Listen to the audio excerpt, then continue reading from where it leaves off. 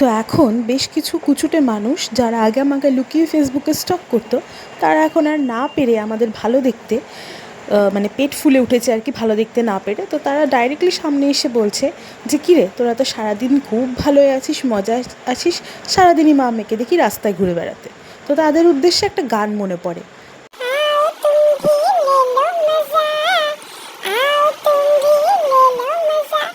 By the way, jokes apart, hi everyone, আমি রূপসা চলে এসেছি তোমাদের সাথে নতুন একটা শর্ট ভিডিও নিয়ে।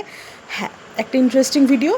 আজকে হচ্ছে মঙ্গলবার, আর আজকে একটু দরকারে বেরিয়ে পড়েছি। দেখো ওয়েদারটা কত সুন্দর, হালকা ঝলমলে রোদ, সাথে কিন্তু ঠান্ডা ঠান্ডাও ছিল, বেশ হাওয়া।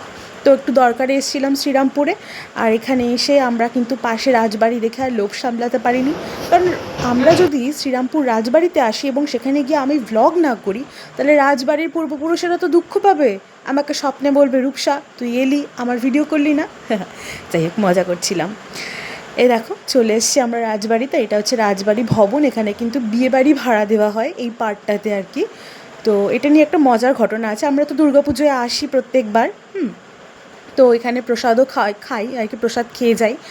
তো মজার বিষয় হলো, আমরা না ভুল করে প্রথমবার যখন এসেছিলাম বিয়েবাড়ির ভবনটায় ঢুকে পড়েছিলাম, এবং সেখানে একটা অনুষ্ঠান হচ্ছিল, সেখানেও অনেক লোক ছিল। পরে তারা আমাদের বলে না, এটা দুর্গাপুজো নয়, দুর্গাপুজোর মেন যে পার্ট সেখানে হচ্ছে মানে দালান, ঠাকুর দালান যেখানে রয়েছে একদম বাড়ির ভেতর, সেখানে।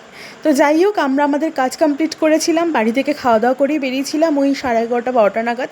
এখন মোটামুটি ওই 1-1:30 বাজে, আমরা আমাদের কাজ কমপ্লিট করলাম, অনেক কাজ ছিল। তো তারপরে আমরা 2টো নাগাদ ঢুকলাম রাজবাড়িতে, সেখানে গিয়ে প্রচুর ভিডিও করলাম, ফটো তুললাম, মা ভিডিও করলো, মা ফটো তুললো।